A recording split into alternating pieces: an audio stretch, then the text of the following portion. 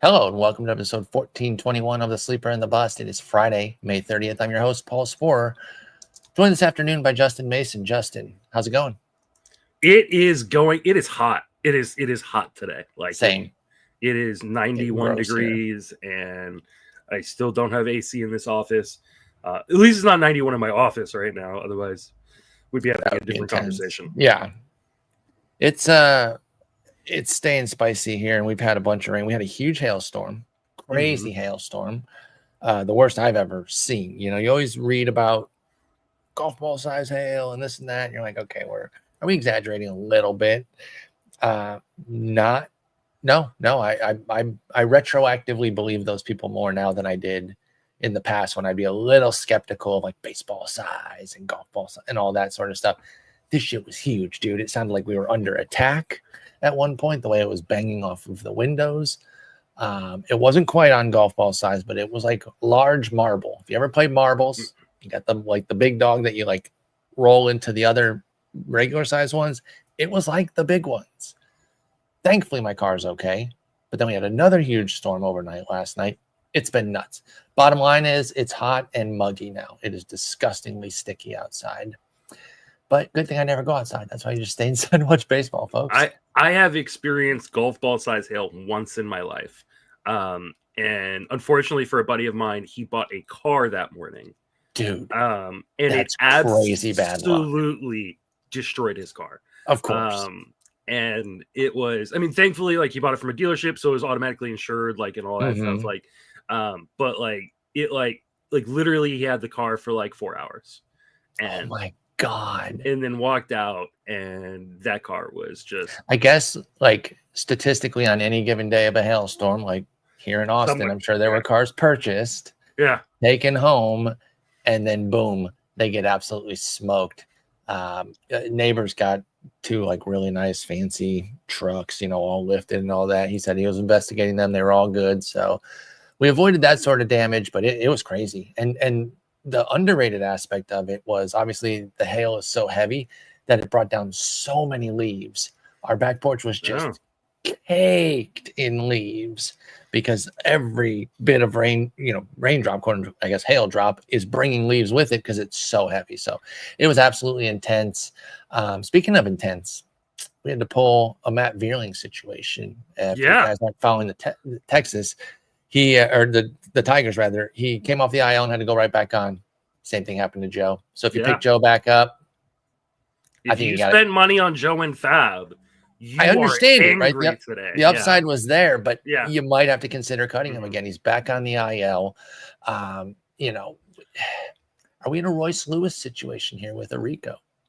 I mean, I think that's a really great comp because it's elite production when he's healthy, though it hasn't been elite for Royce this year when he's been healthy.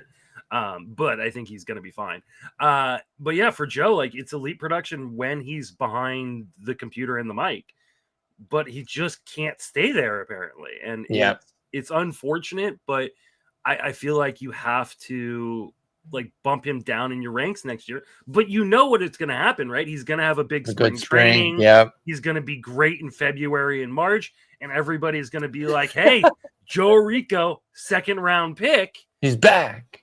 And I'm going to warn you. I'm going to warn you when it happens. Like, don't draft Joe. Like, you just need to let that go. And, you know, probably just grab him off the waiver wire when he gets dropped inevitably in May or June. Got to do it. Got to do it with Royce Lewis here. Jokes aside, he did tear an ankle, a ligament ankle. Excuse me. Now I'm going on the IL. Tore a ligament in his ankle and then tested positive for COVID. So it was a double dip of awfulness there for our boy Joe. And we are wishing him the best. I'm going to hold him. I'm in a deep league. You know how I am with the deep league. So I can hold this league I play. The announcer league does have an IL slot. So that's good. Yeah. Joe kind of permanently runs it, but I'm going to put him back in it. And realistically, like just from a league perspective, like if you're setting up your own podcast or league for next year, you really should have a deep IL or maybe even unlimited IL, because you're talking about a bunch of unathletic, nerdy people who don't really tend to take good care of their bodies. Right. And so, yeah, I mean, you're going to have consistent injuries, right? Like did have something great happen though. I picked up Jason, and I understand why he gets cut because he doesn't play a lot. Yeah. And so it's like a burst of production. And if you need more consistent production, more of a streamer, I can understand. Yeah. So I picked him up. Hopefully you guys are going Sunday. I should have looked at the calendar there if there's holidays coming. We are going Saturday for that live event, right? That's right. That's right. The live stream that we're going to be doing. I will tweet everything out and all that for that on Saturday. And then we're going again on Sunday. So you're actually getting really good production this weekend by Jason. It's like picking up a Rocky with a Coors week. It's absolutely perfect. So. I hope people enjoy these jokes because I really enjoy making them. We are not in a podcast or league of any sort, but it's a good framing device to discuss our boy's health right now. So again, wishing the best for Joe and his health. But let's get into some two steps. It's an interesting board this week. I mean, it always is. I probably say that literally every week. But there's some names this week that can be really tough because of their opponents. I'll just spoil one real quick. Tyler McGill going to the Dodgers and to the Rockies. Like, holy crap, is that a decision there? And then you got guys that maybe aren't as appealing, but maybe have a little bit of intrigue. Herman Marquez coming off of a good start, going to Miami, but then hosting the Mets. He's going to be opposite McGill in that other out. It's that half. Yeah, it's that half part of the back half that you're kind of worried about. So we also have like a number of guys that we talked about last week that had their 2 starts pushed. Yes. Because of weather issues that we discussed throughout the episode last week. We warned a lot of weather issues, especially in the Midwest. This last week. So hopefully you're holding on to some of those guys to kind of just fire back up for 2-step. Yeah. So let's go ahead and get into, and I will also say this, not a ton of like mega studs in the 2-week setup this week. So these are going to be guys who are available. Yeah. And so we're going to, want to get out there and see what we can pick up. Let's start with the Athletics. Tough part, double dip at home. And they got 2 guys going. One who had looked good and then just got his clock cleaned in Toronto this week, Jacob Lopez, the other being Luis Severino. They both get Minnesota and Baltimore.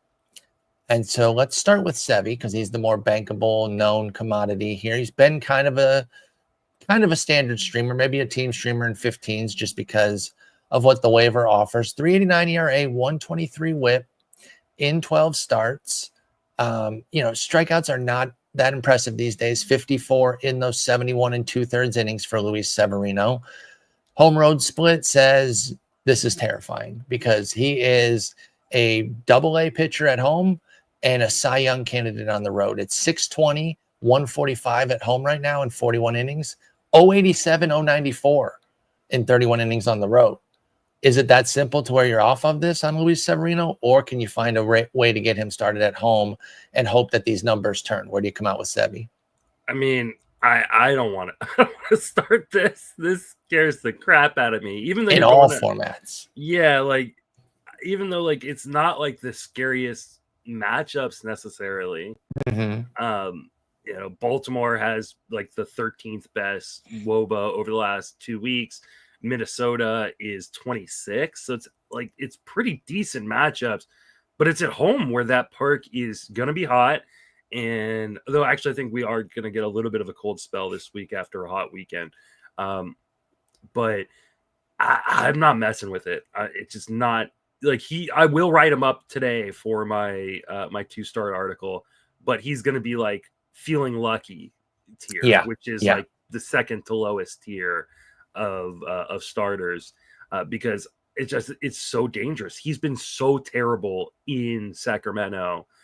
He's given up all of his home runs in Sacramento. Yep. He's walking more guys in Sacramento. He's giving up a 274 batting average against. And the BABIPs correlate too. 228 on the road, 323 at home for Severino. Everything just says like, I don't even want to start him in an AL only. Yeah. Which, you're going to have to, but probably, And I'm sure he's going to be started in quite a few main event leagues, right? Mm-hmm. But this is one I would try to avoid if I can. Yeah. I I really encourage people to not do this. Yeah, I kind of think it's a your funeral situation, but hey, to each their own. I will not be going for Luis Severino, despite being a long-term fan, by the way. Big fan of the guy, rooting for him, but too scary. I can't imagine then that you're going to have a whole lot of love for Jacob Lopez on the same front there, because he's not nearly as good, not nearly as proven as Severino. Are you going to prove me differently here, or does he rebound from his 7 earnings at Toronto to give you some hope here? He did have 7 innings, 1 run against Philly at home, but we saw how quickly he unraveled that. What do you think of Jacob Lopez, a lefty they picked up from the Rays? No. I'm mad at Jacob Lopez right now because I haven't added up my stats from this week for the Roto Write-Up streamers, but he was my pick. I liked him. Yeah, and he got torched and I'm sure has killed my stats for the month already. For sure. 7 earned in an inning and inning and 2/3. Yeah, you're not making that up without 4 or 5 goodies in a row. And you know what? I probably shouldn't have recommended him. Let's be honest. I mean, this is a guy who's pretty much been a reliever. He came, he's moved into the rotation. He had 1 really, really good start versus Philadelphia at home. But I mean, that was really it. Like, there was no track record of success here. It was just 1 really good start, and this always happens. Like, guy has 1 really, really good start. Everybody goes to the wire and goes and picks him up, and then they get absolutely torched the net. Like, I should have seen this coming. No, you're right. I think that's definitely fair. I know it might feel like a little bit hindsight 2020, but you're right. It was a great start, undeniably. Great start against a difficult team in that remarkably difficult environment for Jacob Lopez. But going to Toronto there was a little bit dicey, and I don't think you should have seen 7 earnings coming. No, but maybe you should have been more cautious. Myself too. We should have been more cautious. I don't want to throw you under the bus. I had him, I think, with 2 X's in the SP chart saying, hey, you can run this guy in 12s. Yeah, I don't think so. Let's go to a guy that I feel like he probably has his 2 start weeks, but I feel like we've been talking about him a lot recently. No, he wasn't on last week's. It was Charlie Morton. But I'm talking about Tony. No, I think he was on. Okay. I wrote about him pretty sure last week. So you know what they did then, I think, is they rearranged it then, and Charlie Morton's going to get it this weekend with the White Sox. But Sagano's going to have to go to Seattle and to the Athletics. He's going to be facing Lopez in that second match there. We know the deal with Sagano, right? He is, your Kyle Hendricks starter kid, Kyle Gibson, whatever you want to say. We know it. The soft tosser, no strikeouts, but getting the job done. But you continue to ride that tightrope every time out. 3.23 ERA, 106 WHIP. But the 4.78 FIP tells you everything you need to know. And the 2 numbers that really jump out to me, scarily, are the 14% K rate and the 1.5 homer 9. So the ball's always in play. It continually goes over the fence, but he seems to still wriggle out of it because he doesn't walk anybody. Where do you come out on Sagano? I've told you that my chat has taken to calling him Saigano. There's a few big believers of him in my daily SP chart comments, and I like to go back and forth with them because I'm not the biggest fan. But where do you come out on Saigano? This feels like regression week, right? Like this it has to be, right? This, like, you're going up against a Seattle team that has been very, very good offensively. It isn't a good park, right? But it feels like they haven't been as good recently. They're still not bad though. No, and I mean, they're still 3rd in the majors last 2 weeks in home runs. Really what they've been doing is striking out too much, but that's not a Sagano thing. So he won't even be able to take advantage of it. Yeah. So, and then you're going to Sacramento, which we just talked about. I don't even want to start Severino because he's pitching in Sacramento. So I don't think I want to play this one. Obviously, in 15s, you probably are because you're not going to have a better option. And I think the real question, let's say you've got Sagano and Severino. Probably Sagano. Yeah, I think so. I think I go Severino because at least you're going to strike out upside. Not that much, though. He's 6.8 strikeouts per 9. I don't know what his percent is off the dome, but I remember seeing 6.8 on his page. That can't be much more because 4.9 is what's translating to the 14%. Okay, yeah, maybe I go Sagano. Maybe I go Sagano then. So, yeah, I think maybe Sagano. And to Sagano's credit, he's been a road warrior. 2.73 ERA, 0.87 WHIP. Now, I don't know what the venues are. I'm not going to look them all up. Seattle, like you said, is a good venue. Athletics is not. It's a toss up. Look, he's going to be started. I'm going to say 100% in the main event. Is that right? Do we agree that he'll be 100% rostered? Or, I mean, started in the main event? I'll say 98% just because. Okay, you're going to save yourself a little cushion. There'll be one person with like an outstanding rotation. You know, a person who still has like a 270 ERA. Right. Like, and they're going to go, no, I don't need to. I don't need to. I clicked on literally everything. Yeah. All my late round picks hit, and I scooped a few off the wire. Yeah. Okay. So maybe it'll be like closer to 98 there, where one or two doesn't start Sagano. But I think you got to kind of roll. If you've been running with him, you're not going to bench a two-step that's on the road here. Richard Fitz is returning. Good old Dick Fitz. He gets the Angels coming to visit, but then a trip to the Yankees. This is one of those situations where you want the front end, and then you're desperately praying for the rain to snuff out that second one and give Fitz another chance the following week. But we have to take it as is right now, and it's Angels at Yankees. Where do we come out for Richard Fitz coming off the IL as well? He's going to be available in a lot of leagues too. While you were teeing this one up, I went to the main event overall to look up who has the best ERA. You know who it is? Who? It's Greg fucking Martin. Of course it is. And you know what? I was actually going to give him a quick shout out because I got the end of the Cubs Reds game on my MLB network here. Emilio Pagan. He pushed me into Pagan begrudgingly because I needed saves, and Pagan's been an absolute stud, dude. He got his 14th save today. He had to clean up Graham Ashcraft's mess a little bit. He got 2/3 of an inning with a strikeout in the 6-2 game. So there wasn't, the classic 3 runs, but there was runners on. Greg does it again, man. He does it again. He literally has a rotation right now of DeGrom, Crochet, Pivetta, Mackenzie Gore, Lodolo, Griffin Canning, Edwin Diaz, Johan Duran, David Peterson, Tyler Mahle, Chris Bubik. And I can tell you, talking to him, all the time, he did not luck into a single. Like, these are guys that he was advocating for consistently from the top end there. This is an insane rotation. From the top end to the middle and bottom end of it, these are guys that, again, he's just been on.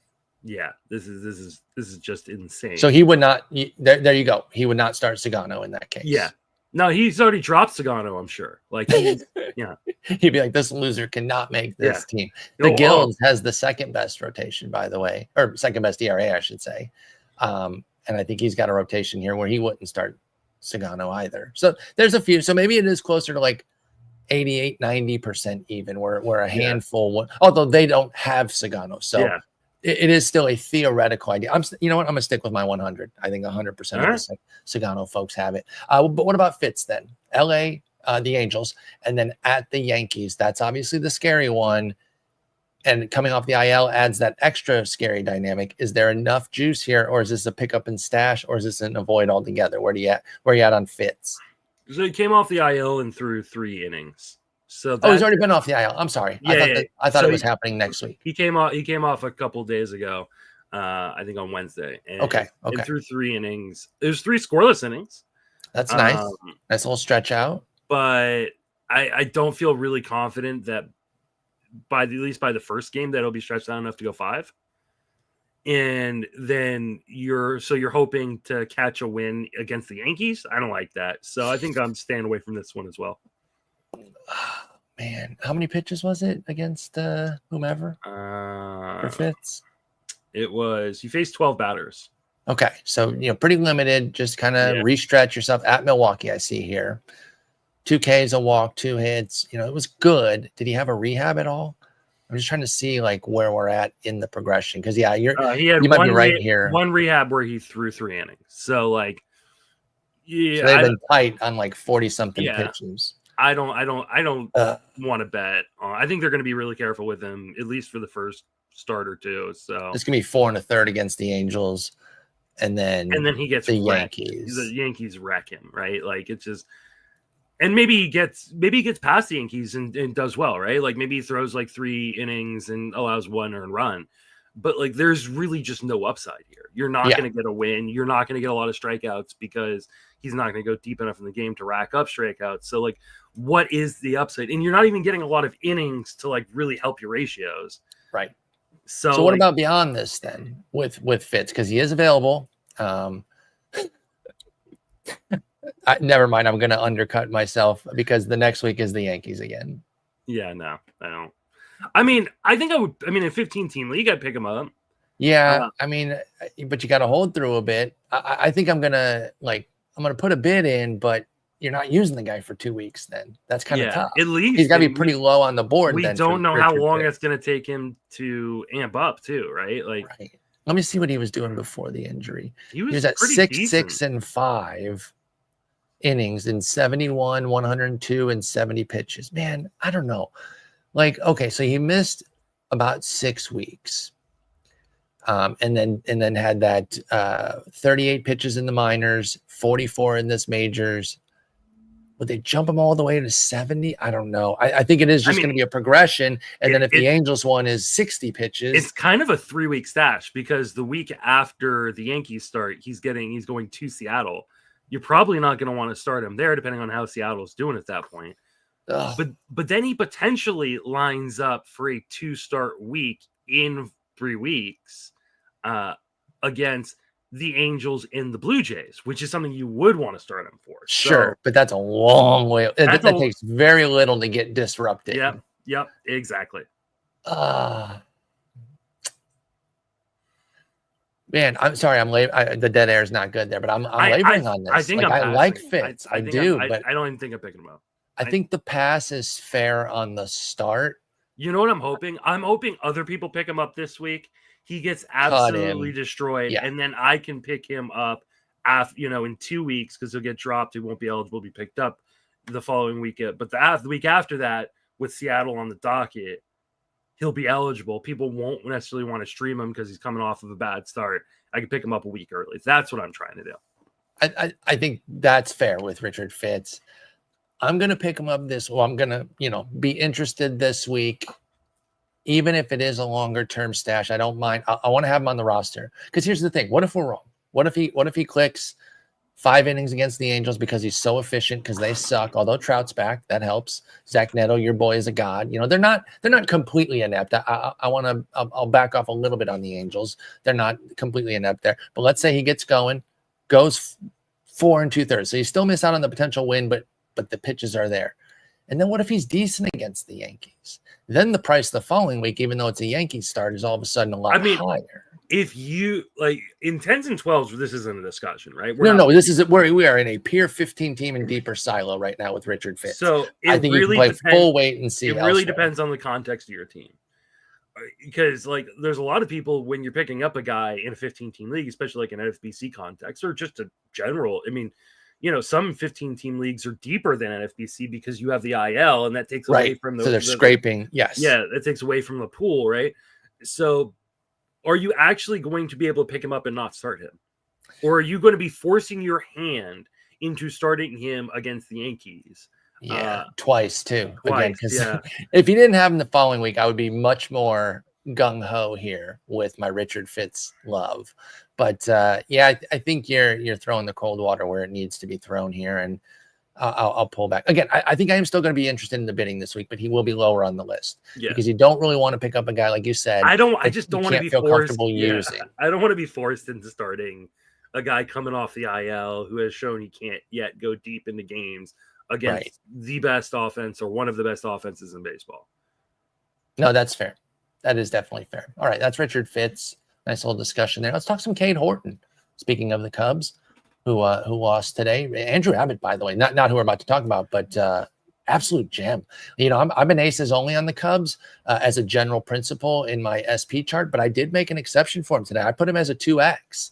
I didn't do commentary, and I wish I would have had the time to, because I wanted to get in there and say, hey, this is scary with Abbott, but he's just been too good to ignore. But I did give him the 2Xs, which means 12s and deeper. I was starting him, and he absolutely popped off. The Cubs are in a bit of a funk. I play this little DFS adjacent sort of game that's in out of the park baseball. and you accumulate like the in-game currency of out of the park baseball. And I've been like stacking the Cubs because they played the Rockies all week, and they were scoring 2-3 runs against the Rockies, and now just 2 runs today against Abbott. So they're in a little bit of a funk, that offense. I'm sure they'll come out of it, but very frustrating. Anyway, staying with the Cubs, Cade Horton, their young up-and-comer, is heading to Washington and Detroit. How do we feel about what we've seen from Cade so far and this two-step? Where are you at generally on Cade Horton? It's really hard to not watch him pitch and go, there's talent here. It just feels like maybe he's not ready. Last start was good, but it was Colorado. So like, and Colorado, Miami. Oh my God, the schedule has blessed him after a Yankees debut, which he was okay. 4 innings, 3 runs, 5 Ks. It's been White Sox at Miami, home to Rockies. What a run. Yeah. And that's the thing is like, he hasn't really necessarily been great either though. True. So he's been good, but over schedule adjusted. Yeah. Over the course of the last 3 games, he's given up 3 home runs. He's not, he got strikeouts against the Rockies, but he didn't get them against Miami or against the White Sox, which is concerning. He's allowing a ton of contact in the zone, which could be scary against the more competent teams. Yeah, and I feel like there's some sequencing issues because he's not a guy who with like 2 pitches, right? Like he's got 4 pitches that he can use, and he pretty much has been using it 10% of the time or more. And it just feels like maybe there's a sequencing issue. The stuff hasn't graded out great either. I'm kind of on the fence for this one. I think in a 15 team, I'm probably using him over all the guys we've talked about, but Detroit is scary as hell. Mm-hmm. Washington can definitely get to you.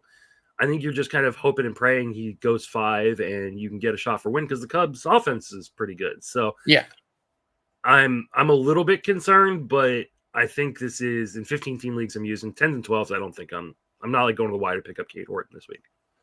I think I would take a look in 12. So I'm a little bit more aggressive on Cade here. Maybe even as just a wins chase. Not that it'll be easy to go to Detroit. And like we've said all year, it won't even be that easy to go at Washington because they can get you. Just ask Seattle last night about that extra innings meltdown. I looked up in a 2-2 game and it was 9-2. They absolutely exploded in extras. But anyway, yeah, I think you're right to point out like Horton's been not amazing. You would hope for a little bit crispier numbers given how good that schedule's been, but it's a sub 20% K rate, and it is the big home run rate at 1.8. Yeah. So I think that's fair. I think he's on the table in 12s, but down the list a little bit as we're going to be going here. We'll get to some names that I'm going to like a bit more, including this one, although he's going to only be available, I think, in some of the shallower formats. Brady Singer. He has a 4.60 ERA on the year with a 1.33 whip. So the results there aren't amazing, but I think it is the result of a couple duds that are really pushing him up, specifically the one at Houston. 2 1/3 innings, 7 runs. That's really doing some damage. Since then, he has restabilized himself with 3 starts of a 3.71 ERA in 17 innings, although only 10 Ks and 8 walks in that time too. And that's Cleveland, at Pittsburgh, at KC. So not even the most difficult lineup there for Singer. He's going to get Milwaukee and Arizona both coming to visit him in Cincinnati. How do we feel about Brady Singer? By the way, I think I might have, before I let you answer, I might have alluded to the fact that I like him better than Horton. Yeah. I don't think that's actually true now that I'm looking at it further. I mean, he has been good at home this year, which is he has weird. Like and there were people who were on that said this move for Singer from KC to Cincinnati might not inherently tank his value. He's not just a big based home on the way guy. He pitches. Yeah. Exactly. Yeah. The thing is, he's still walking everybody at home. So I think he's getting pretty freaking lucky at home. He's given up. You think he's pitching scared? Like, doesn't want to be around the zone as much because he's worried. Maybe. I'm just speculating on that. That's probably the case. He's got a 156 BABIP at home. Like he's getting so lucky at home. I don't want to start this one either. Like I hate to like start off the episode being like, nope. Hey, you can't. Like, you don't want to lie. If you're not starting the guys, don't start them. Yep. This week it's definitely a lot of nopes. I don't trust Brady Singer. And here's the real thing for me: Arizona. Arizona's so good. They are aces only as well. They're not sputtering like the Cubs are recently. I want to be very careful there with the Arizona Diamondbacks, and that's enough to push me off. So like I said, I think I alluded to the fact that I might like him more than Cade. I don't. I prefer Cade Horton to Singer in 15s and in 12s. This is an easy no-go, I think, with the first team off the board. It's Logan Allen for Cleveland. He's going to the Yankees. That's an easy no-go. But then you throw in Houston coming to visit. Yeah, I can't imagine you have any juice here. Houston's actually been better than Yankees offensively over the last 2 weeks. Yeah, so we want literally nothing to do with this. Yeah? Let's go ahead and move on then. Next up is German Marquez. Now, he's got one of those really interesting two-steps where the front end, oh my God, it sounds so great. Let's do it. And then you got that looming back end. German Marquez coming off of a very good start against the Cubs. He was one of the ones that helped kind of keep them in check this week. And back-to-back gems, including a home quality start against the Phillies. 7 innings, 2 runs, only one of them earned. German Marquez goes to Miami. Yeah. But then the Mets come visit in Coors. Can you get there with German Marquez coming off of 2 gems? No. I didn't think so, but I would try to set it up the best I could for him. I mean, it's can I add a little bit of color? It's 3 out of 4 gems. The third being 7 innings, 1 run against San Diego at home. The problem is the fourth start was 3 innings, 7 runs, 5 of them earned at Arizona. So the composite is a 3.52 ERA in 4 starts, which isn't that bad, but it's also only 14 strikeouts in 23 innings. And of course, only 1 win because the Rockies suck crap. So that's what you're dealing with here with German Marquez. You're really trying to thread the needle of a good start and pray for a win, because even if he throws well, you're not even sure you're going to get a dub. This isn't even like the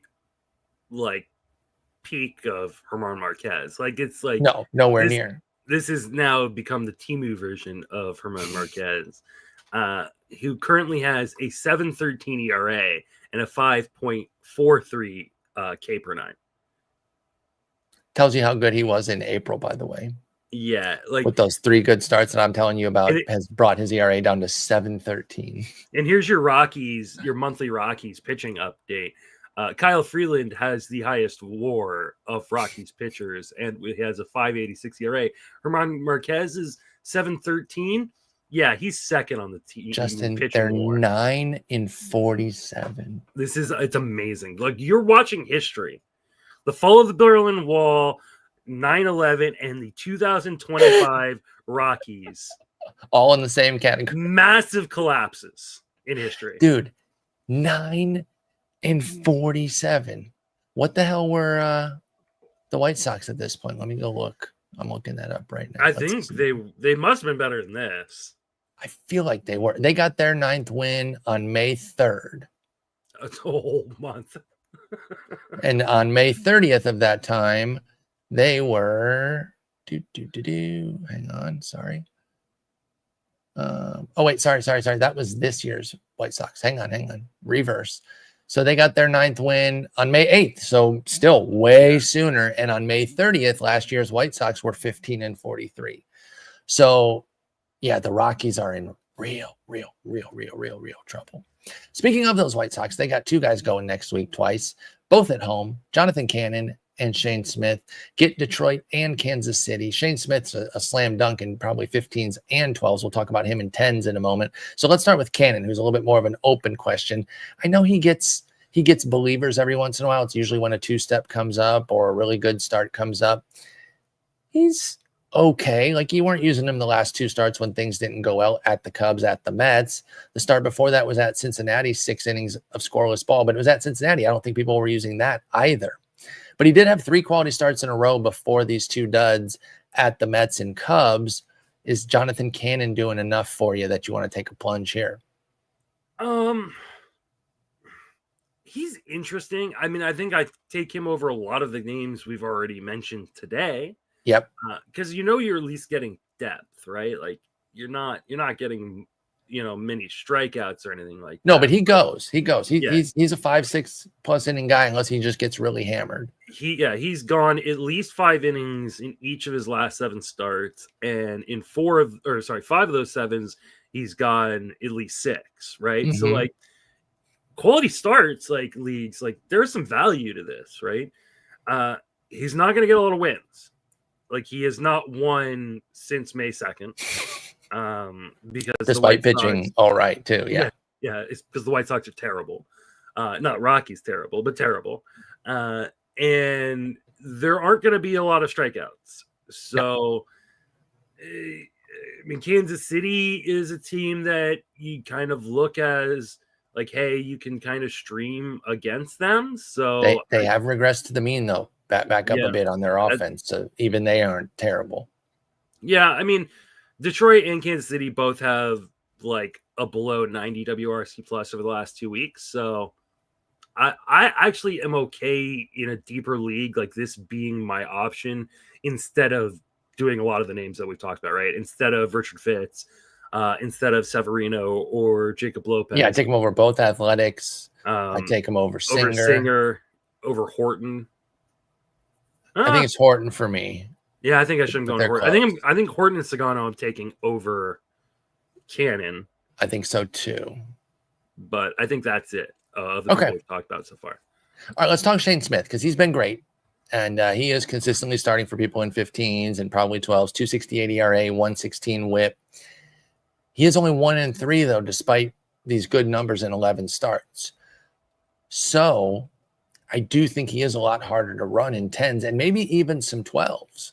Because even if you're in a quality start league, he's only made it 6 innings 3 times. Now, all 3 of those are quality starts, but he's mostly a 5-and-dive guy right now, Shane Smith.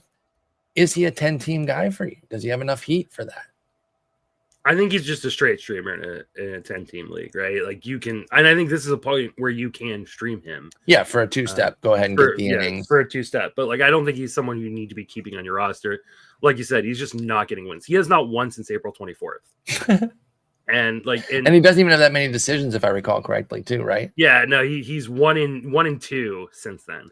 He's only 1-3 on the year, and that's through 11 starts. So, I don't think because like he pitches well, but he just doesn't get the run support to help him. So even if he leaves with a lead, they blow that crap immediately. They love to do it. I think in a 10-team league, he's probably just a regular streamer. But in leaning more towards the team streamer, so if there isn't a good stream on your waiver wire, like you can just keep him and kind of keep rolling with him. But and there's going to be regression. Like he's got a 253 BABIP, 73% strand rate. Like I think 7 percent homer to fly ball rate. Those numbers are all going to regress. He's probably more of a mid-3s ERA guy. Sure, but he's got talent, and like for a guy who really made a massive jump this year because the Rule 5, like you can't really ask for much more than you've gotten from he's been splendid. So like I picked him up off the waiver wire in I think one of my auction leagues, and he's just been a mainstay in my rotation in that league, and I love it. So I'm no complaints at all. But like there's no win upside in that part of Chicago. Obviously, the other part of Chicago there is. Yep, that's exactly how I feel about Shane Smith. So the Pope is coming to town, right? The Pope can divine some wins for us. Maybe it's not until mid-June, but the Pope is they're actually going to be like live streaming it at the White Sox home park. That's amazing. Hopefully by then you can get $5 tickets. Oh, sweet. Does the Pope get the money? I have no idea. I doubt it. I doubt he needs the money. But like, we're always looking for, godly interference. And like, here you go. Here's your Angels in the outfield situation right now. We need it. If they go on a little win streak at that point, I think we have to start believing. Yeah. If you don't already. Jackson Jobe, unfortunately, to the IL. I missed it too. It happened between me writing up the rundown this morning and now because he was the one in the mix here, flexor strain. So it's actually really bad news for the Tigers and Tigers fans and fantasy folks alike. Although he wasn't amazing fantasy wise, he was a 5th starter, which was fine. The Tigers didn't need a ton from him. He wasn't giving them a ton, but it is still a bummer. They are still going to turn to an intriguing arm though. Sawyer Gipson-Long, who had some juice last year in draft season, ended up getting hurt. Looks like he's going to be back and fulfilling this 2-step here. It's going to be at the White Sox and home to the Cubs. So the Chicago double dip, home and away. Is that enough to get you excited about Sawyer Gipson-Long? Now, the tough part is in the NFBC, I don't think you can pick him up because he won't have pitched before then, obviously. Yeah, I don't believe, I don't believe you will be able to. And let's remind people, like, he has not pitched in the majors since 2023 because of the injury, right? So yeah, like, missed all last year. Came in with, like I said, came in to draft season with some hype, then missed the entire season. I think with like a broken elbow. Yeah, I can't remember. Like that. It might have even been Tommy John. I can't remember. Perhaps it was. I will look that up while you're talking about Sawyer Gipson-Long. So again, we're out of the NFBC realm right now because it won't be available to us there. I mean, so what about elsewhere? I don't think I'm starting him anywhere. Even with the White Sox as the first half, because the second half of that matchup, it was Tommy John. Yeah, okay. Is the Cubs, which is kind of aces only at this point. Now he has been good in AAA, right? So he threw 5 1/3 in his most recent start against Cincinnati's team with only 1 hit given up. It was a solo shot home run, and no walks.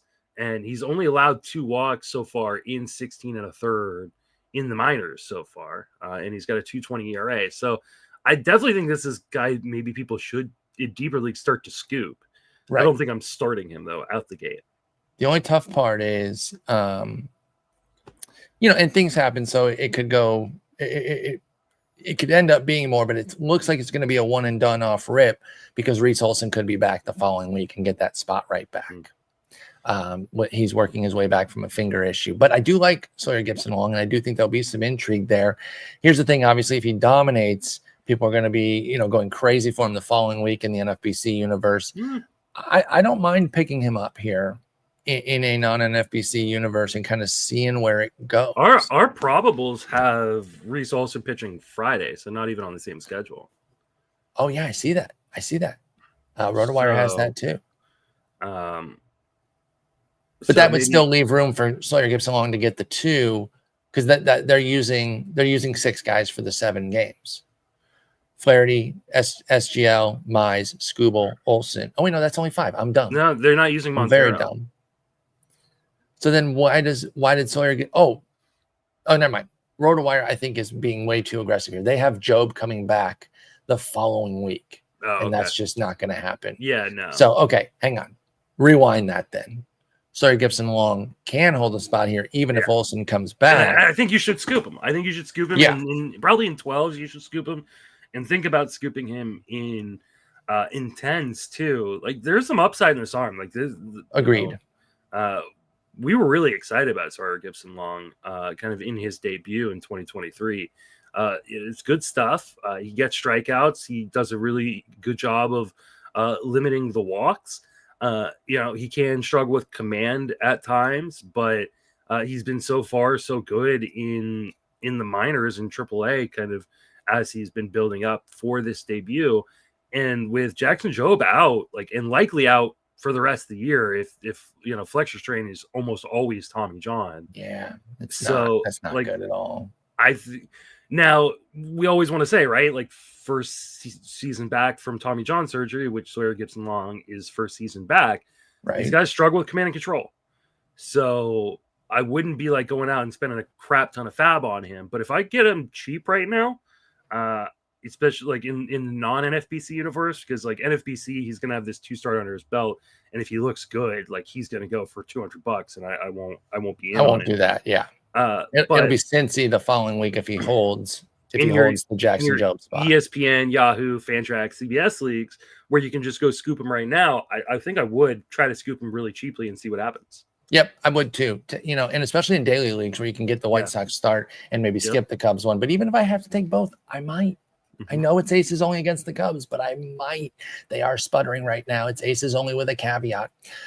Big name, but not big performance right now. Lance McCullers Jr. headed on the road for a pair. Goes to Pittsburgh, so you love going to PNC, and then goes to Cleveland, which is not the end of the world, but not the best place.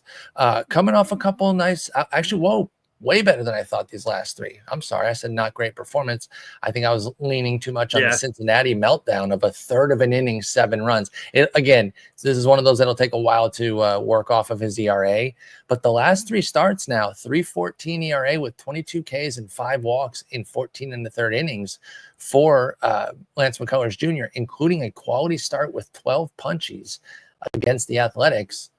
Are we jumping on the McCullers train here? I think he is a streamer for this week for sure, and then you kind of take it week to week with him. Like, it just the lack of health track record over the course of McCullers' career. Like, I can't really say like, oh, he's going to be a guy you're going to get to use for the rest. Like, for me, he's a lot like Ryan Weathers, right? Like, the talent's never been in question. It's been mostly health concerns that have kept McCullers from pitching, right? And so I don't expect him to throw another 100 innings this year, but I'm going to pick him up and kind of pick my spots with him, moving forward.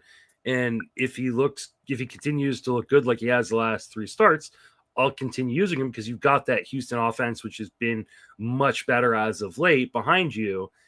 And then I'll just kind of play it week to week. If he gets blown up, maybe I drop him. But you get Pittsburgh, which is one of the best. Gotta love that. I mean, especially it's in Pittsburgh. Yeah, I'm firing that up for sure. And I will hope that Cleveland doesn't get to him. Yeah, I think that's exactly where I'm at with McCullers. I'm using him in 15s, 12s. I might even look in 10s. Yeah. Like I'm on the board here. Take it as far as it goes. Like Justin said, the health track record is a mess here, but there's enough talent upside for me to go ahead and jump in, go with this. He's going to be more available in shallower leagues. I think he's already been picked up in a lot of deeper formats, but we're using Lance McCullers here, especially with that Pittsburgh front end. What about Michael Lorenzen for the Kansas City Royals? He's going to go to St. Louis and to the White Sox. St. Louis, sneaky solid this year. Not a team that you want to pick on, even in Busch, which isn't a terrible place to pitch. But you got that White Sox lurking on the weekend. So even if you take a little potential damage or a little risk on the front end, you'll love what waits for you on the weekend there, as long as it doesn't get messed up by any sort of weather sort of situation. Do we like Michael Lorenzen enough to jump here? Yeah, I think 15s, yeah, for sure. 12s? I think in some 12s, yeah. I think okay. I don't think in 10s I'm no, I think 12s is the limit on Lorenzen. St. Louis has started to slow down a little offensively. The White Sox still suck. So I think you have 2 opportunities to potentially get wins here. And you should walk away with at least one. Lorenzen's a guy that is pretty reliable in terms of going deep enough in the game to qualify for a win. He's only had three starts out of 11 where he didn't go at least 5 innings. So he has been shakier as of late, but he's also, last 2 games, he's just been BABIP to death. 435 BABIP against the Reds, and then a 438 BABIP against my Giants in San Francisco. So I think he's been pretty unlucky these last few starts, and I think he should be fine, at least against, he's another one of these guys, like in a daily moves league, I'll just start him against the White Sox and then maybe not start him for the other start. But I think Lorenzen is a guy in 12s and 15s that you can pretty comfortably start here. And again, in daily leagues, you can do the White Sox start only, and you don't have to worry about that St. Louis one. But if you do take the St. Louis gamble, at least you're going to, well, I guess Kansas City, those parts are pretty similar. I feel like they're pretty similar, where they're like generally a little bit better for pitchers, but they can be sneaky solid with the hits, especially because of their spacious outfields. All right, Tyler Anderson for the Angels is headed to Boston and then hosts Seattle. So, trip to Fenway is never easy. And we've already talked a few times about how Seattle, definitely a better offense than recent years. Don't let last year's pick on Seattle at all costs theory jump into this year, because right now, you don't run from them, but you just be a little bit smarter with them. Is there anything here with Tyler Anderson, who's been pitching pretty well this year, at least from an ERA standpoint? In my head, I had the Jesse Pinkman, how does he keep getting away with it? Like the underlying metrics on Tyler Anderson are atrocious. Like they're so bad. He's got a 220 BABIP, which is doing a lot of heavy lifting, an 81% strand rate. He's only getting 30% ground balls right now. Like he is really just getting lucky. And Do you think he was terrified in Oakland, or excuse me, in Sacramento 2 starts ago when he walked 6 and struck out none? He was like, so afraid of allowing a homer. You know what the funny part is? He's actively screwing me in a league right now because I have him in a league in which I need his innings, right? Mm-hmm. So but I'm rebuilding, so I really need him to stop pitching so freaking well. Don't worry, it seems like it's coming, but I mean, yeah. I'm looking at this now, and that's why I did stress because I wasn't sure that his skills were good, and I said he's pitching pretty well from an ERA standpoint because I thought his underlyings were a little rough. But man, he had a gem against the Yankees. But I don't buy it. 6 innings, 2 runs, one earned, but 3 Ks, and the homers are plentiful this year at 1.6 per 9. This is just very scary here with Tyler Anderson, and I don't love a start in Fenway. Yeah. So even if I got excited about Seattle, it's like the trip to Fenway is enough to kind of eliminate it for me. Are you even getting to Anderson in 15s at all? Oh, I mean, I think at 15 you probably starting him, right? Like. Probably. I mean, especially considering how many people we said no to, in this episode. Yeah, who the hell are you going to be starting after a while? I mean, are you starting Anderson or Sagano? Sagano. I think I'm going Sagano too. Anderson or Cade Horton? Horton. Okay, Anderson or Jonathan Cannon?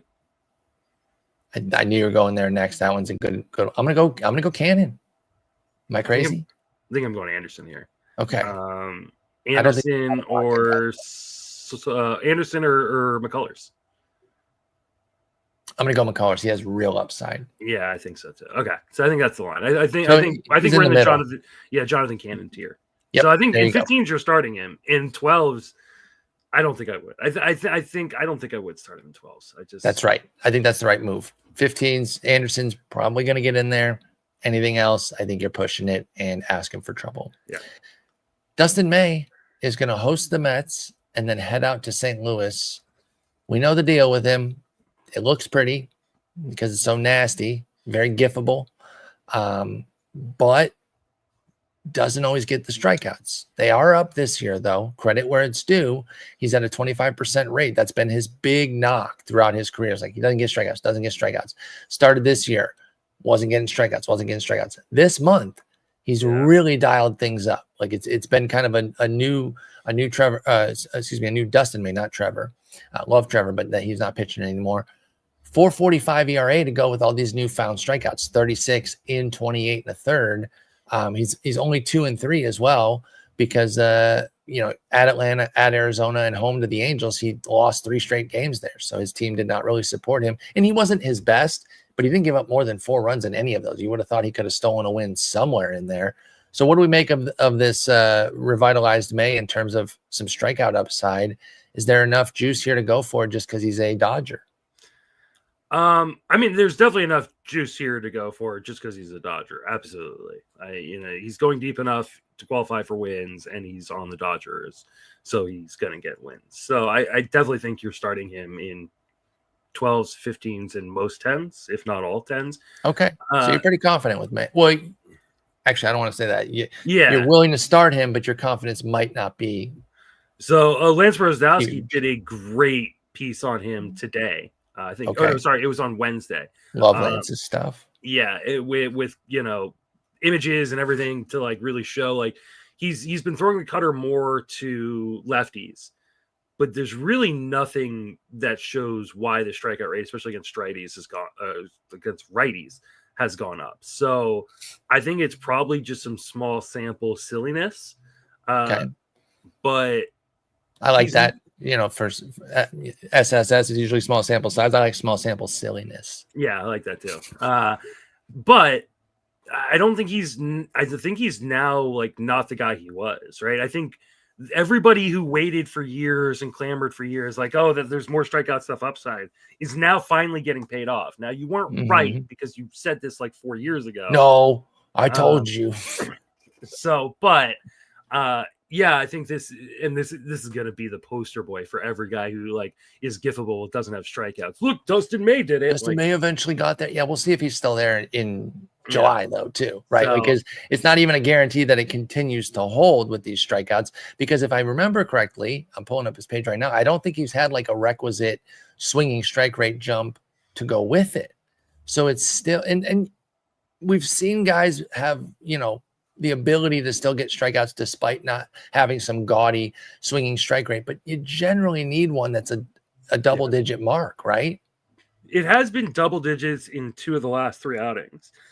So that's still something. 9% for the month and 9% for the year with Dustin May. And he's still, I don't know, still allowing a fair amount of contact in the zone most starts. So, only 1 start below league average in terms of zone contact.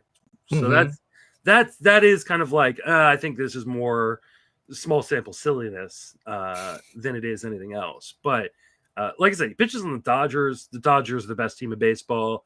He's going deep enough to qualify for wins. Like these matchups, like the Mets are good. St. Louis is okay. But I'm not running away from either of those teams with May, especially with the Dodgers offense behind him. So I think I'm going to just continue to roll with it and see what happens. Yeah, I mean, probably the top of the list outside of maybe Shane Smith for me this week. I think that's right. And I have him in a 15, and he has not been leaving the rotation, even though I don't always feel that super confident about May. And I will say being part of the Dodgers is a huge part of it. That's why I brought it up earlier. Cause like if he was on a different team, on a mediocre or bad team, it'd be a lot more dodgy as to whether, no pun intended there. It'd be a lot dicier whether or not I'm going to start him. So even though he's only 3 and 4, I do still think win potential is a big factor here for Dustin May. I mentioned the Tyler McGill one at the outset. At the Dodgers and at Colorado, this is devastatingly difficult, even though the Rockies are obviously terrible. 9 and 47. They're so stupid bad. Coors is Coors. So you can still get got there. And then the trip to the Dodgers to open the week is obviously scary for all the reasons that we already know. Can you get to a Tyler McGill start in any format with these 2 starts on the docket? Are the Rockies bad enough that you're not as concerned about Coors, or you're just so afraid of the Dodgers and then Coors is Coors that you don't want to risk it? Where do you come out? I mean, I don't think you should risk this in 10s, but I think in 12s and 15s, this is one of those where you kind of close your eyes and you click submit and hope for the best. Hold your nose and be like, I really like Tyler McGill. And like he went through a stretch, of a couple starts where like he kind of struggled, especially with the walks. And even in his last start, he struggled with the walks. But like he's done a really, really good job of limiting hard contact and limiting home runs. And I think a lot of the walks are kind of purposeful. He's kind of taking this Blake Snell approach where McGill will, just give in on a guy. Like, go, you know what? I'll get to the next guy. If I get behind in the count, I'm not going to give you something to hit that's going to crush me. I'll go after the next guy. And the strikeout stuff is really, really good. And this is another guy like Ryan Weathers, right? Like McCullers. Like the skill isn't the question on McGill. It's how long will his arm hold up. And so it's really hard for me, especially in a 15-team context, but even in a 12-team context, where I go, this guy's really good when he's on the mound. And I don't know how many more starts I'm going to get from him. And so I tend to want to lean towards starting that because I just don't know when it's going to end. And so I think for sure you're starting in 15s because I just don't know what other options you're feasibly going to have. And the Mets are good. So you've got win potential even up against the Dodgers. And while you don't want to pitch in Colorado, the Rockies are terrible. You're like guaranteed a win. They're so bad that like they are I am starting so many more guys in Coors than I ever have in fantasy. Yeah. And not even thinking about it. I'm just like, this is a guy I generally trust. He's going to Coors. I'm not afraid of Coors because in order for Coors to hurt you, the Rockies have to hit you, and they can't hit anybody. I mean, they'll get you. They'll run up every once in a while, but you take the risk. They're just so terrible. You got to take the risk. Yeah, but like, it's 47. It's just unreal. I'm just how blown bad away. They are. Yeah, it's like all I can keep saying is I'm stunned. I'm stunned by how disgustingly bad the Rockies are. So we're in on Tyler McGill. Start him mostly everywhere. You want to know the crazy thing too is? Yes. So with MLB's new rules, right? So the White Sox don't get a top 10 pick from their worst from last year. Yeah. The Rockies won't next year either. Oh my God, because they were terrible last year. Yeah, because they had the third overall pick last year. And so we're going to have back-to-back historically bad teams not get top 10 picks the following years. That is absolutely insane. So let's see here. They are they're on a pace to win 26 games. How many are the Rockies going to win? 39. 30. And what was it, 41 last year for? Yeah. Okay, so they'll set the record by 2 games. They have to be on a 13 higher win pace than they're on right now. I'm giving them a lot of credit that they just. I think you're right though. Like they're gonna have a streak. They're gonna get over like 30, right? Like yeah, I think so. I think you were setting the over under right now though. You're setting it at like 37.5, right? Yeah, I was gonna say like 36. Yeah. Like you're not setting it at 41. No. Absolutely. You're setting it under like the odds are right now under the record. Like that. It has to be 9-47. I know we're belaboring it, but it's stunning, folks. We saw it last year with the White Sox, and they're besting it. They're worsting it, if you will. The Rockies are worsting what the White Sox did last year, and that's crazy. Worst implosion: the 2025 Rockies or the Hindenburg. Oh man, that's close. I'm gonna take the Hindenburg off the hook here. I think I'm gonna say Rockies all the way. Paste eaters. Shouts to Jeff Erickson. Let's go to Pittsburgh. Talk Mike Burrows, real player, not a congressman. Very much would be picked for congressman if we played the game with him. Mike Burrows. Tell me that's not a politician name. Get the hell out of here, Mike Burrows. I don't like your agenda. No, I have no idea about him. Houston and Philly both at home. So you love the 2 at home, but this guy's been pretty dreadful. I think he was a Tigers prospect. I know that's Bo Burrows that I'm thinking. Yeah, you're thinking Bo Burrows, his brother. It is his brother? No, I have no idea. Oh, okay. You're just being funny. Sorry. Yeah. Anything from Mike Burrows? I was actually hoping you believed me, but yeah. I did immediately. I was like, oh, that makes sense. I'm going to look it up. But no, I don't know if Mike Burrows is Bo Burrows' brother, but is there any universe where you're starting Mike? Okay. I didn't think so. I just got to ask. They're both from, no, Texas for Mike. There's no clear evidence to suggest that Mike Burrows is related to Bo Burrows. Yeah. Texas for Bo and Connecticut for Mike. Yeah. Which doesn't preclude them, but if they're both in the same state, it'd be different. Let's go to Stephen Kolek, the reliever turned starter for the Padres, their latest. Not quite on a Michael King level, but got off to a brilliant start. Came back to earth as we all expected. If you picked up this guy after the 2 shutout appearances, including an actual shutout. By the way, you don't need to say complete game shutout, folks. If it's a shutout, it's 9 innings. Because when someone throws 5 1/3 of shutout ball, you don't say he threw a shutout. This is Paul's rant of the day. Just say, I know complete game shutout kind of sounds cool. It's just amazingly redundant. So stop saying it, please. Anyway, the last 3 starts, he's come back to earth, 2 duds and a baseline quality start that he only got because of an unearned run, by the way. 6 innings, 4 runs, 3 earned for Kolek. And then Miami, of all teams, cooked him. That was pretty frustrating. And then Seattle beat him up, which, as we've outlined multiple times today, they're pretty decent. So we don't hold that against him too much. What do we do with Stephen Kolek going to your Giants and to Milwaukee? Yeah, I think you're starting him for both of these. The Giants offensively have not been good recently. They've really, really struggled offensively, and Milwaukee's struggled most of the year offensively. So, and you're giving me. Sorry, go ahead. I'm sorry. I was gonna say you got the Padres offense behind you. I think you're giving him an opportunity to win 2 games, especially in San Francisco, where it's a really good park to kind of protect him. Yep. Now, I don't think long term that this is going to be a viable thing.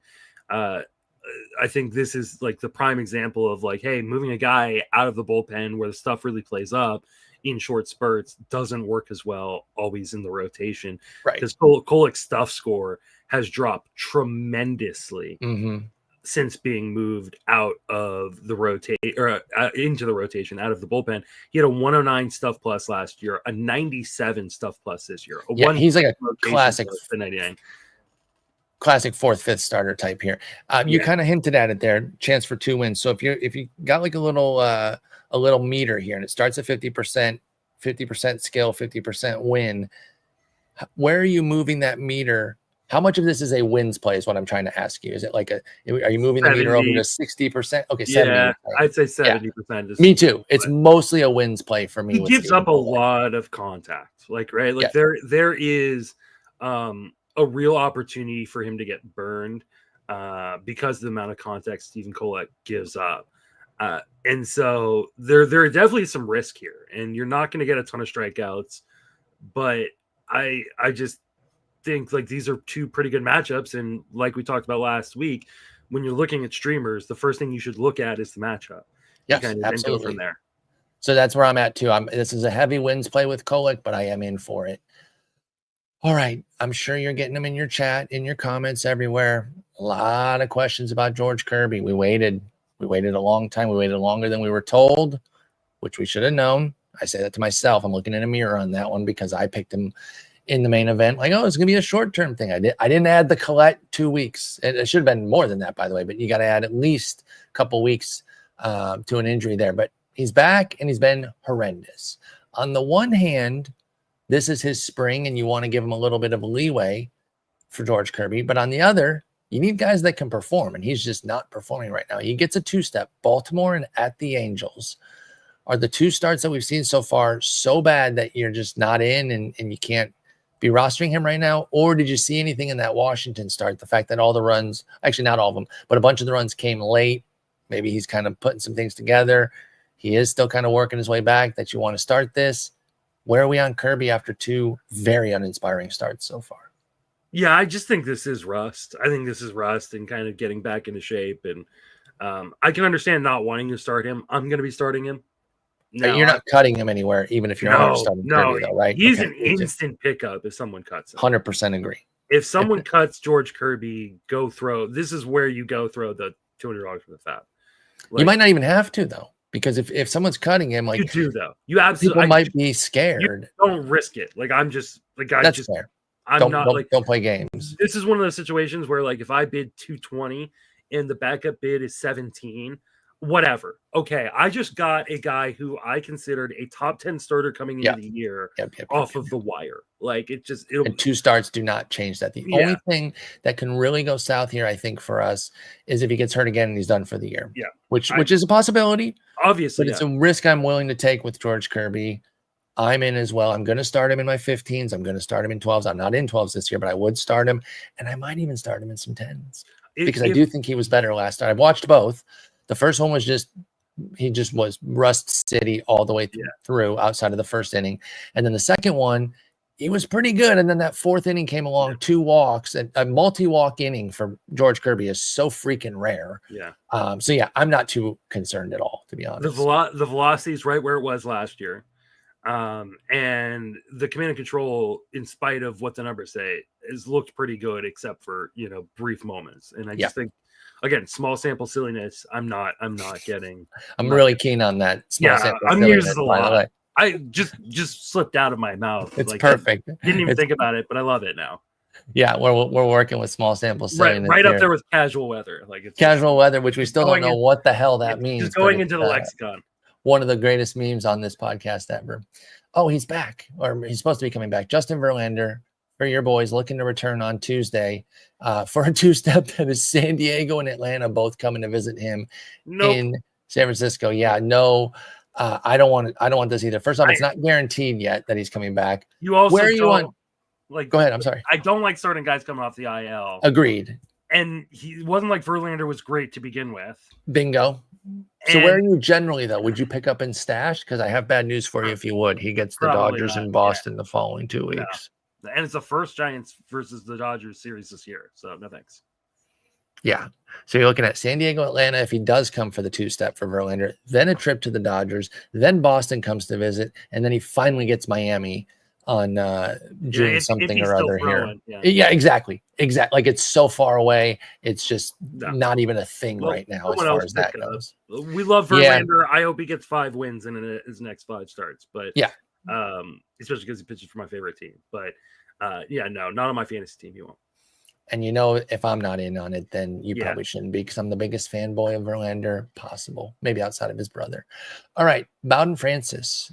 who could have seen this coming? No, I'm sorry, I'm being snarky, but I just wasn't in on him this year, and it's gone really, really sideways. Now, I also want to be clear. I didn't have him with a 5 ERA. I didn't have him this bad. Yeah, we talked about he was going to be. Yeah, that's right. That's right. He was one of the ones, and I was like, he's gonna be mid 4s, but he's been bad. Philly and at Minnesota. We do have a couple good starts in a row now. One of them was only 4 innings, but it was pretty good against San Diego. And then a trip to Texas was 5 scoreless with 6 Ks in a walk. Pitching against the Rangers solves every problem. I mean, it really is a good remedy for a bad pitcher right now. Is Philly, Minnesota too dangerous for Bowden Francis, even in 15s? Yeah. Okay. I mean, Philly is. I don't know if Minnesota is, but Philly for sure is. I'm not. Philly is the eliminator here for me too. Trevor Williams has been brutal, and he gets Chicago, but then he gets Texas. So this is one of those ones where it's like the Cubs at the front end, but then Texas at the back end. There's not enough juice here on Trevor Williams, right? He has not looked anything like he did in that like flirting with a breakout before he got hurt last year. I will say the underlying numbers are much better than his 5.69 ERA. True. He has a 4.09 FIP. Yeah, 383 xERA. Like he's a guy who allows a lot of contact though, right? And like so this is the inverse of the zone contact argument that I make for hitters all the time. Like pitchers who allow a lot of zone contact give themselves the opportunity to get unlucky. You don't want guys making a lot of this is why Miles Mikolas has had like some really good seasons and then just truly atrocious seasons. Because it really comes down to the defense behind you and then the BABIP. And, he's getting BABIP'd a little bit. The 328 BABIP is, a fair amount higher than his career 300 BABIP. And the defense behind him is okay, but not great. Like, so I think you're definitely not starting Trevor Williams here with the Cubs coming to town. Like, the Cubs are a team that could absolutely punish you. But if you are in a daily lineups league where you can't just pick up a guy and only start him for one day, everybody's good against Texas right now. And I got something for you beyond that. Miami and Colorado after. Maybe a little long-term outlook here on Trevor Williams. So, not the biggest fan of him generally speaking, but Texas end of next week, then Miami and Colorado both home after that. I wouldn't mind if they were both on the road, of course, either.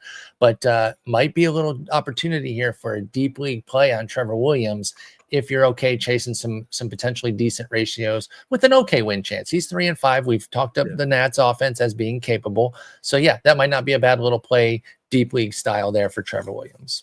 Yeah. All right, that's it. That's our 2-step list here. Again, not a ton of obviously we don't talk about the studs, but we didn't even have to bypass that many. There was like Tyler Mahle, Drew Rasmussen, Logan Webb. Was Chris Sale on there? I thought maybe. Yeah, Chris Sale.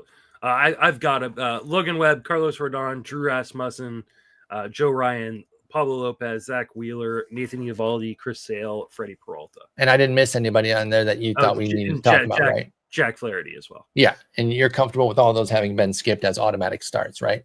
Yeah, I'm not really concerned about any of those guys. Right. Okay. So if you have any of those are slam dunks. But all right. So some interesting names to get after this week on the waiver wire too. Be careful out there, but should be a fun week for some pitching pickups. And then you're going to be on twice with Jason this week, tomorrow and Sunday. Then you and I will be back on Tuesday. And then we're going to have to TBD Friday because I'm headed out to Charlotte next weekend. Ooh. And guess what I'm going to see? The Savannah Bananas. Oh, sweet. Are you going to see Jason excited. While you're there too? I need to tell him I'm going. I'm very bad at stuff like this, by the way. I'm going to his actual city. I need to tell him. You should probably see where he lives in relation to my friend Paul. And maybe maybe we'll have to link up for sure. Is this Castava? Paul Castava? Yes. Oh, I forgot you knew him. I forgot that. Yeah. So I'm going to see Castava. Can't wait to see him. Our buddy Tim is coming in from Oregon. I'm coming in from Texas, and we're going to meet out there. We've all been trying to get Savannah Banana stuff. I'm jealous. Now. I've been on the list for. We've been trying. Yeah, wherever it is. Tim handles the Northwest. I handle Texas. And Paul's been getting the East stuff. That's what I should do. Is I should team up with some people and. We finally got in, so I'm excited. I know that there's like the classic American culture backlash on them now because they're super popular, and now people are like they're not even. They're fun. I save my F-bombs for the end here. Fuck off with that. I hate that shit, dude. We build stuff up. It's really cool. And then it gets to like a tippy top point. And it's like, time to tear this down. Like, no, it doesn't need to be real baseball. It doesn't need to, it is what it is. It's remarkably popular and it's okay. for it to be remarkably popular. I, for one, cannot wait to go. I'm so geeked for my Savannah Bananas trip. So I will report back next week. Yeah, I absolutely want to report back. Maybe we'll figure out a time to record. Maybe we'll do the 2 steps with Joe. If he's off the IL next Thursday, we'll do that. Otherwise, maybe you and Joe get together on Friday and cover for me. But otherwise, I'll talk to you on Tuesday. All right. Take it easy. Peace.